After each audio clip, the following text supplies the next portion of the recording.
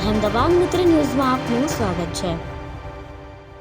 પાલનપુર તાલુકાના મોરિયા ગામની સસ્તા અનાજની દુકાનના સંચાલક પાસે ₹10,000ની માંગણી કરી 2,000 લેતા 4 પત્રકારો પોલીસે ઝડપી પાડ્યા છે, જેમાં સસ્તા અનાજની દુકાનધારકો કે 4 પત્રકારો સામે પાલનપુર તાલુકા પોલીસ મથકે ફરિયાદ નોંધાવી છે। પોલીસે ફરિયાદ વધારે વેચારોની અટક કરી આગળની તપાસ હાથ ધરી છે।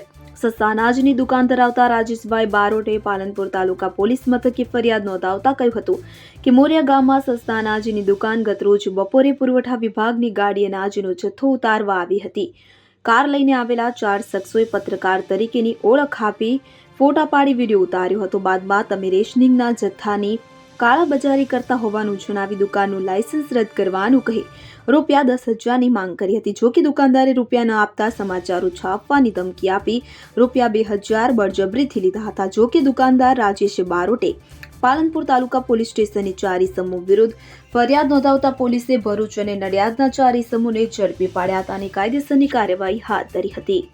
મારું નામ બારોટ રાજેશ કુમાર પોપટલાલ। હું સસ્તા અનાજની દુકાન મોરિયા ગામે ચલાવું છું, પાલનપુર તાલુકાની। ત્યાં મારી સસ્તા અનાજની દુકાનનો માલ ઉતરતો હતો અને 4 શખ્સો આવેલા અને અમને કીધું કે તમે માલ ગલત ઉતરાવો છો અને તમારી દુકાનનો માલ નથી અને અમારા પાસે પરમિટ ના હતી માગેલ અને અમે એમને આપવાની ના પાડતા એમને કીધું કે તમે પત્રકાર છીએ અને તમને દુકાન ચલાવવા નહીં દઈએ અને અમને આ રીતે આટલા પૈસા આપો। એમને પૈસાની માગણી કરી। અમને પૈસા ના આપતા તેમને મારા ખિસ્સામાંથી ₹2,000 કાઢી અને નાસી છૂટ્યા। તો મને પાછળથી ખબર પડી કે આ કોઈ પત્રકાર નથી। તો મેં 1-2 ગામ લોકોને ફોન કરેલા અને એમને તાત્કાલિક કીધું એટલે તેમને પકડી અને પોલીસના હવાલે કરવાનું કીધું અને તાલુકા પોલીસ સ્ટેશનમાં મેં ફોન કરેલ અને તાલુકા પોલીસ સ્ટેશનમાંથી પોલીસ આવી અમને લઈ ગયેલ અને મેં એમના ઉપર ફરિયાદ દાખલ કરેલ છે। 1.5 કરોડ મૂલ્યે 4 જેટલા પત્રકારો સામે ફરિયાદ નોંધાઈ। શું છે સમગ્ર મામલો અને કોણ છે આ પત્રકાર?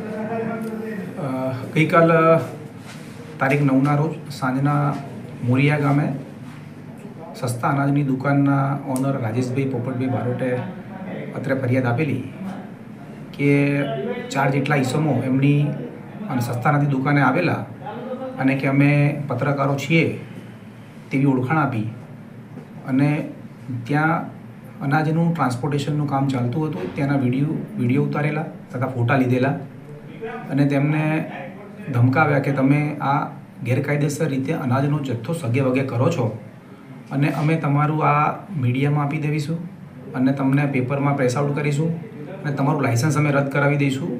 એ પ્રકારેની એમને ધમકીઓ આપી અને એમની પાસેથી બળજબરીપૂર્વક ₹2,000 કઢાવી લીધેલા અને ફરિયાદી પોતે તે ક્ષણે પત્રકારનું નામ આપતા ગભરાઈ ગયેલા અને પોતાની બદનામી ન થાય તે સારું તેમણે પૈસા એમની પાસેથી કઢાવી લીધેલા હોય।